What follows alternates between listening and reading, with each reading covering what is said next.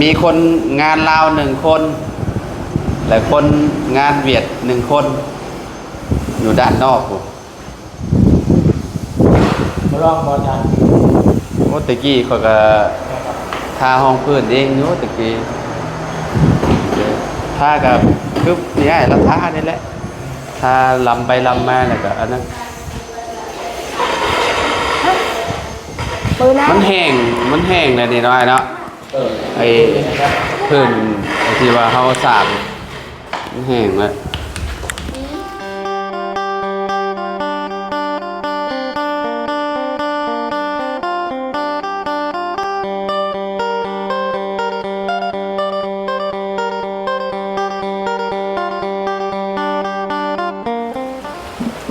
กราบสบายดี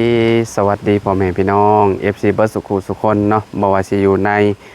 และกระต่างประเทศพี่น้องมาพ่อกันกับเฮาเนาะคือเก่าคือเดิมเพิ่มเติมคือเข้ามาทางบ้านน้องแต่งจริงพี่น้องเนาะทางสร้างเพิ่นก็มาทาสีห้องพื้นเฮือนน้องเพิ่นแล้วพ่อแม่พี่น้องเนาะนี่รถคันแดงๆนี่แหละเนาะ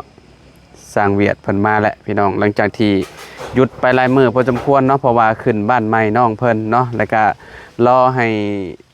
ปูนแห้งพี่น้องเนาะปูนที่เฮาสาบนี่แหละเนาะถ้ามันบ่แห้งก็คือมันสิขึ้นล่าพ่อแม่พี่น้องเนาะทางอ้ายเพิ่นก็เลยหยุดหลายมื้อพอสมควรอยู่เนาะมื้อนี้มาลงมือแล้วพี่น้องเอ้ยไปเบิ่งไปชมนำกันเนาะว่าเพิ่นทาไปฮอดไสแล้วพี่น้องเอ้ยไปกันเลยพี่น้องเอ้ยเนาะโอ้ขนาดทาสีห้องพื้นเข้าไปซื่อๆเด้นี่พี่น้องเอ้ยเนาะแต่ทาสีจริงสิจำได้แล้ว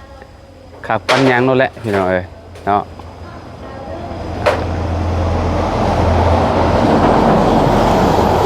ทาสีจริงนี่โอ้เพื่อนเพิ่นนี่ถือว่าสุดๆเลยแหละพี่น้องเอ้ยเนาะงามเนาะเพื่อนน้องจริงๆ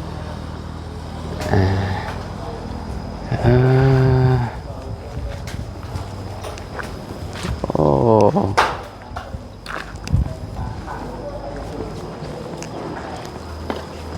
ทาสีห้องพืชเนาะ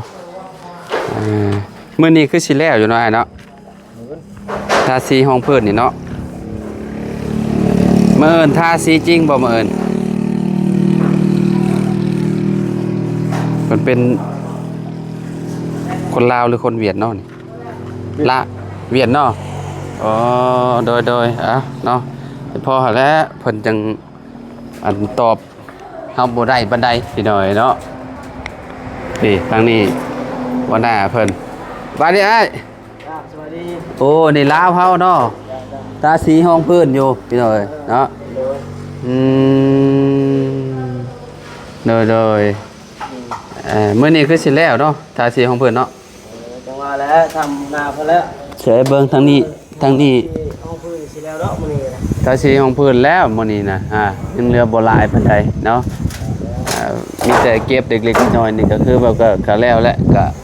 จบข่าวแล้วพี่น้อยเนาะถ้าทาสีจริงนี่โอ้ขักปัญญาบาดนี่พี่น้อยเนาะตอนนี้ทามันแห้งแป๊บเดียวมันก็แห้งแล้วเนาะทาห้องพื้นเนาะ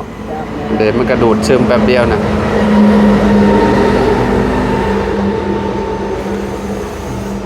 เพราะว่าลายเมื่อพี่น้อยเนาะที่ว่าเพิ่นนั่น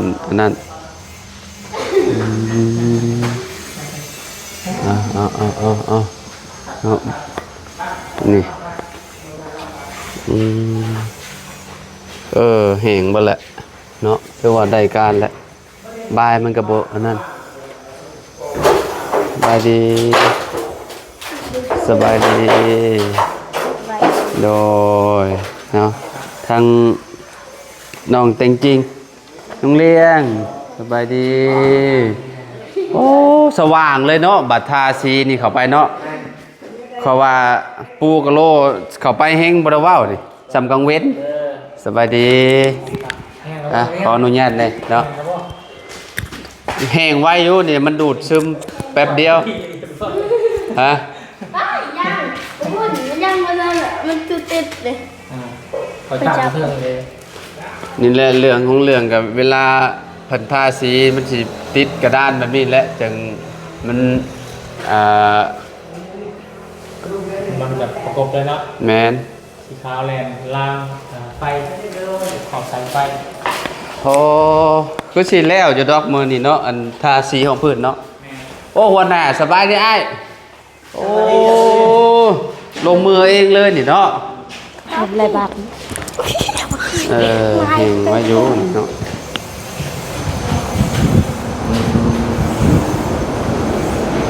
มีคนงานลาว1 คนและคนงานเวียด1 คนอยู่ด้านนอกผม มาลองบอจัน โอ้ตะกี้เขาก็ทาห้องพื้นเองอยู่ตะกี้ทากับคือนี่ไอ้เราทานี่แหละ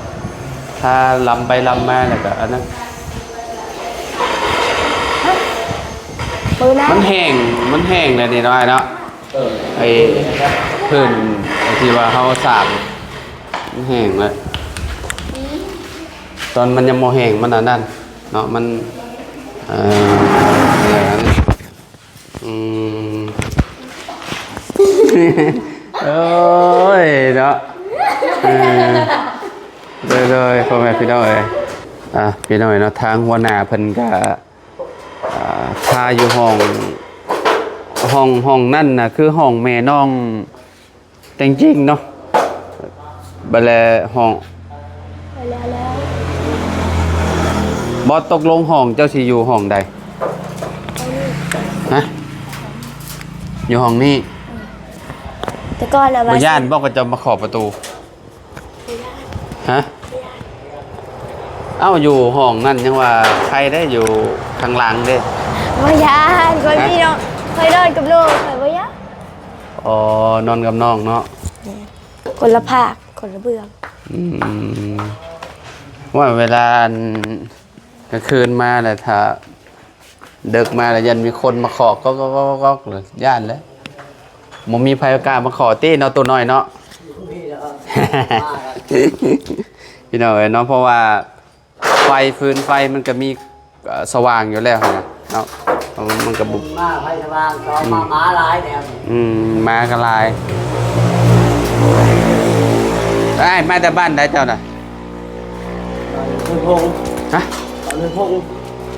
สีตอน บ้านห้วยพง บ้านห้วยพง ทางใดไปทางใด ตาสุโขย โอ้ไปทางตาสุโคยพุ่นเนาะโดยเอ้าเป็นจังไดคือได้มาเฮ็ดเวียกน้ำลาว โอ้ยไปสมัครแบบไปประจำแบบเป็นมือเอานะ วันเท่าไรเราหายเจ้านี่ เราละ200,000 โอ้ก็โอเคอยู่เด้แต่มื้อละ200,000เนาะคุมดีๆเนี่ยเด้อยันอันนี้มันย่อยลงใส่ตัวนี้ไอ้นี่แหละกะโลนี่แหละว่าสีน่ะ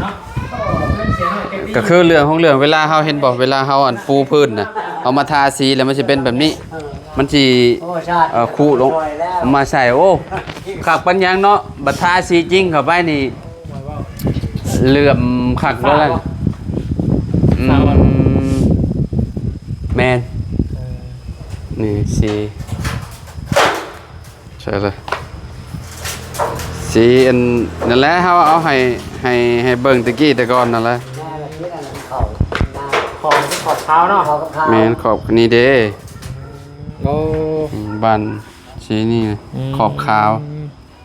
แต่ อ๋อ ตัว สีเพื่อนบาบุญคล้ายๆเพื่อนบาบุญนะเนี่ย นี่ แต่ว่าขอบบัวนี่ขาวแล้วก็โอ้บัดออกมาถ้าเบิ่งนำกันเนาะ เดี๋ยว มันสิเป็นจังไดเราให้เลือกแล้วเมื่อวานเราเอาให้เบิ่งแล้วเราส่งมาใน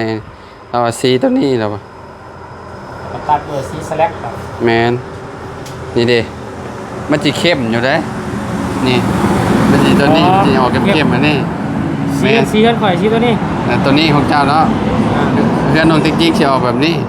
สีเข้ม 8แมน8271แต่เบิ่งในนี่มันสิอยากแบบมุมอันน่ะคึมๆนิดนึงเนาะผู้แล้วเบิ่งตัวจริงพุ่นเลย ดูงามๆสีนี้เป็นสีที่กำลังฮิตเลย สีกำลังฮิตท่ากำลังหัดใส่ ที่อะไรเขานิยมชี้ผ้าเนาะมันหลากสมัย สีฟ้า บอกว่าลาทำไมล่ะคนก็มัก สีฟ้ามันได้เป็นอะไรสีฟ้าเนาะ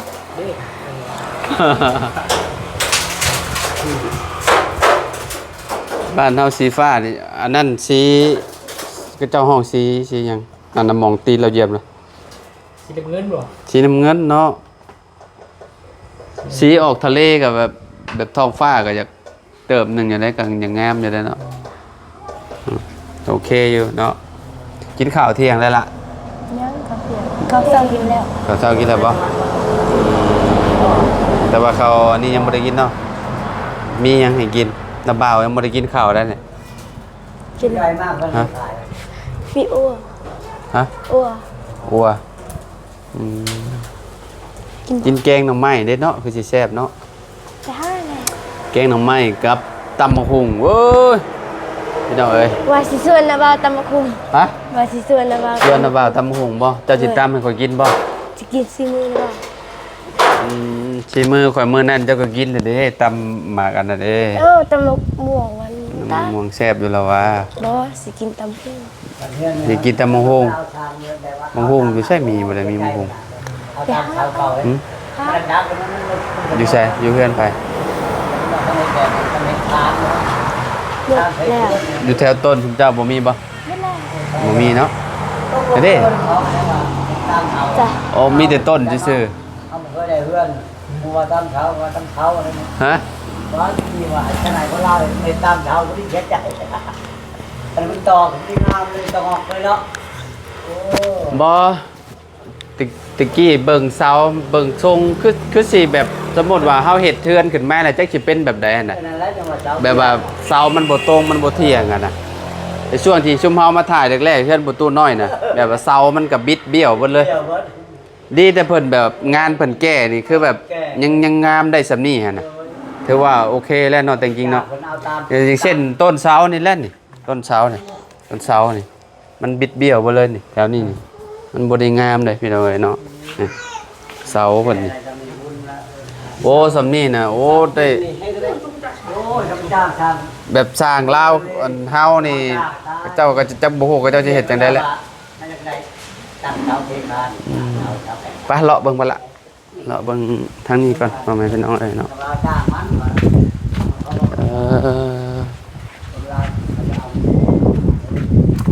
ก็คือแบบนี้เนาะเวลาทาสีเข้าไปเลยเห็นจริงๆเนาะม่วนแล้วบัดนี้เนาะคือสิบ่เหงาบันไดแล้วพี่น้องมีเฮือนงามๆอยู่เลยเนาะทางหน้าทางอันนี้ถือว่าโอเคแหละเนาะเป็นทาสีห้องพื้นให้มันแห้งมื้ออื่นน่ะสิมาลงสีจริงทาสีจริงแล้วก็สิปูกะโลแล้วก็ทาสีอันนี้สีบานประตูเนาะบานหน้าต่างพี่น้องเนาะทาโอ้ยังสิหลายมืออยู่เนาะยังหลายมืออยู่พี่น้องเอ้ยมื้ออื่นไปอันนั้นบ่ ไปเสพ ไปเซ็งบ่เซ็งประมาณ 2 มื้อ 2มื้อเนาะบ่เทียนเป็นอะไรบ่เทียนเบิ่งอยู่บ่อย่าบอกว่าบ่เบิ่งบ่เทียน เบิ่ง เบิ่งอยู่เนาะอืมอ่ะใกล้แล้วพี่น้องเอ้ยนับมื้อแล้วเนาะนับมื้อแล้วเดี๋ยวก็พักโรงเรียนแล้วเสร็จแล้วนี่พักโรงเรียนแล้วก็เดือน9จังเปิดเทอมเข้าใหม่เริ่มม .1 บัดนี้เป็นสาวม .1 แล้วบัดนี้เนาะแม่นบ่อืมผู้บ่าวตึ้มบัดนี้ไปเข้าไปเข้าโรงเรียนมเลย บ่บ่มี ฮะฮะ มันต่างห้องกัน แม่นบ่บ่หมู่คู่ก็สิหลายขึ้นบัดนี้เนาะเอาไปห้องใหญ่เลยเด้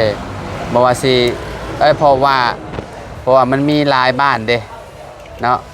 มันมีเบิดเลยพี่น้องแถวนั้นน่ะเขตแถวนี้น่ะก็สิไปเข้าอยู่บ้านโดงเบิดเลยแถวชายแดนมีบ่สาโรงเรียนม มีอยู่ไผสาร อยู่บ้านเนี่ยก็ ไผสาร แล้วก็บ่ไปเข้าอยู่นี่ซะหัวชานนี่ มันไก่ หัวชานไกลเอ้าบ่ไกลปานใดติ มันเท่าๆกับบ้านนี่ แต่ว่าบ้าน เท่ากับบ้านดงเลย บ้านดงนี่ขี่รถประมาณ10ปลายนาทีเนาะมาฮอดดอกบางทีพี่น้องถ้าคนขี่รถไว9 นาทีซะเนาะคิดว่าเนาะพี่น้องเอ้ยแต่พุ่นน่ะประมาณจักนาทีไป20บ่ฮอดเนาะประมาณ10กว่า ไปหน้าคนละบ้านแกงยางค่ะบ้านสิมูนห้วยลัวห้วยสารผ่านไป3นั่นนั่น 3หมู่บ้าน โดย3หมู่บ้าน แต่ว่าอันนี้ผ่านช่องเนาะ 2ที่บ้านสกีแล้วก็บ้านสะแล้วแล้วก็บ้านอันนี้เลย 3คือกั บ้าน นดง 3คือกันบ้านนี้นี่บ้านห้วยลูกแล้วก็ผ่านไปบ้านโรงเรียนแล้วก็หมู่บ้านนึงก็สกี บ้านหนองแดง แล้วมันก็ บ่ แต่ ต้อง ว่า รู้ มันบ่ไกลปานใดนี่ 3บ่ต้องมันก็บ่ไกลปานใดได้อยู่ โดยบ้านสร้างกับบ้านโรงแดงนี่คิดเฮ็ดไปว่าหลังหมู่บ้านหลังหนึงซะประมาณ3 กล้าว่าสิได้อยู่บ่ บ่ได้ก็ต้องสู้ เซ็งไง บ่ได้ก็ต้องสู้ บ่ได้ก็ต้องสู้ พี่น้องเนาะต้องหัดอ่านแหละหัดอ่านวิชาที่เฮาบ่ได้เฮาก็ไปหัดอ่านแล้วก็หัดแก้เลขนี่ยากที่สุดแหละคิดว่า บ่ยาก ฮะ บ่ยาก เลขบ่ยากบ่สำหรับเจ้าบ่ยากบ่เลข บ่ยากปานใด อ แต่ว่ามันสิยากอยู่แค่น หึ หัดแต่งนะคะแต่ หัดแต่งก้อนนี่บ่ โดย ก็แต่งก้อนแต่งหยังติ โดย อืม เลขนะบอลที่เฮายากบอลที่เฮาได้ก็ได้ อืม แต่ว่าหัดแต่งนี่บอลนี่แหละของพี่มาเลขนะมันจะมีเลขโจทย์อยู่ในนั้น อืมจะดีจักสิได้หรือบ่จะดีก็ได้เนาะ อื้อหือ จะดีน้องเลี้ยง แต่ว่าน่าสิได้ต้องขึ้น จะดีแล้วก็ไผอีก เดี๋ยว แล้วก็น้องดาวอนเนาะไปแต่ละมื้อก็ซื้อกินกับหลักแสนหลักใดนี่แหละเงินก็ได้2คนก็คนละ50,000ซะกับน้องถือข้าวไปก็ต้องได้มาคือเก่าเลยเนาะมาเพราะว่าบ่ได้ไกลปานใดเด้พี่น้องถ้ารุ่นจุมข่อยเฮียนน่ะจุมข่อยสิไปนอนเวลาไปสอบไปนอนเลยคืนหนึ่ง2คืนน่ะ ได้ยินครู คืนหนึ่ง ว่า นะไปนอนคืนหนึ่ง ได้ยินครูว่าแล้วว่าต้องเป็นแบบบ่ให้เมื่อ อืม เมื่อแต่ตอนแรก อืมโดยประมาณนี้พ่อแม่พี่น้องเอ้ยเนาะมื้อนี้เนาะทางสร้างเนาะเพิ่นเว้าไว้เมื่อวานนี่ว่าสิมาพี่น้องเอ้ยพอดีทางอ้ายเพิ่นก็แชทมาอันส่งรูปสีมาให้เฮาเบิ่งเนาะว่าสีมันสิออกตามนี้เด้อว่าซั่นเนาะสีบ้านน้องจริงๆเนาะกินข้าวแล้วเพิ่นพักแล้วพี่น้องเอ้ยเนาะเพราะว่ามันเบิ่งเวลาก่อนประมาณ11แล้วพี่น้องเอ้ยเนาะก็เพิ่นกินข้าวกินน้ำเนาะทางหัวหน้านพาลูกน้องพักแล้วชั่วโมงหนึ่งเนาะเราชั่วโมงหนึ่งแหละกินข้าว12โมง 11 1โมงเราออกมา โอ้ช้องพุตี้ผักฮะว่า2ตี้ว่าผัก น่าสิเกือบ2 เนาะเกือบ2ชั่วโมงเนาะผักเนาะโอ้คักอยู่จะเห็นงานกับเราให้เราผักไวพาลูกน้องกินไวเนาะไปผักแล้วพี่น้องเอ้ยเนาะค่ะอันนี้แห้งแล้วนี่เนาะถ้าประมาณรอบ2รอบบ่ได้นี่พี่น้องเอ้ยแห้งแล้วแป๊บเดียวนะมันเป็นสีน้ำมันบ่คือสีบานประตูนะสีพวกสีอันสแลกนะโอ้นานแห้งแล้วสีอันนั้นนะอันนี้แห้งแล้วนี่ถ้าแต่เช้าจักจังเนาะ ทางนี้ค่ะพ่อ ใช่เขามาเขากระทาลูก สวีบายดีเด้อเด้อมันแห้งไว้อยู่ดอกมันแดดแห้งหมดแล้วแหละสีจริงคือสีพุ่นแหละมื้ออื่นพุ่นแหละคิดว่าเนาะพี่น้องเอ้ย ถ้ารุ่นถ้าเบิ่งสีจริงนำกันเนาะว่าสิงามส่ำใดเนาะพี่น้องเอ้ยทางบ้านน้องเต็งจริงเพิ่นเนาะทางเจ้าของมื้อเอิ้นคือสิไปอันนั้นมื้อเอิ้นไปเฮ็ดเวียกพี่น้องเอ้ยเนาะไปเฮ็ดเวียกเฮ็ดบ่แม่น ไปเซ็ง ไปเซ็งหรือว่าไปเฮ็ดเวียกว่าซั่นเนาะโอเคซะเนาะเดี๋ยวจังว่ากันใหม่เนาะพ่อแม่พี่น้องเอ้ยเนาะเดี๋ยวจะอัปเดตให้ FC เบิ่งนํกันอีกแต่หนึงว่าสิเป็นจังใดเนาะทางเฮือนซาลาดแป้นน้องล่าเพิ่นพี่น้องเอ้ยเนาะทางน้องเต็งจริงนี่ขนาดทาสีธรรมดาได้นี่พี่น้องทาสีห้องพื้นซื่อๆได้นี่ยังงามขนาดนี้เนาะทาสีจริงเข้าไปแล้วสิเป็นจังใดเนาะรอลุ้นรอชมน้องการเด้อพ่อแม่พี่น้องเอ้ยเนาะโดยไปพอกันใหม่สบายดีเด้อ สบายดี สบายดีตู้โดยไปสวีเนาะอยู่ดีมีแห้งเบ่สุขสุขคนพี่น้องเอ้ยเนาะแล้วก็ขอบคุณหลายๆเด้อที่ติดตามเด้อพี่น้องเนาะแต่ละคลิปนี้เนาะเฮาก็ไปแล้วพอกันใหม่สบายดีพี่น้องเอ้ยเนาะ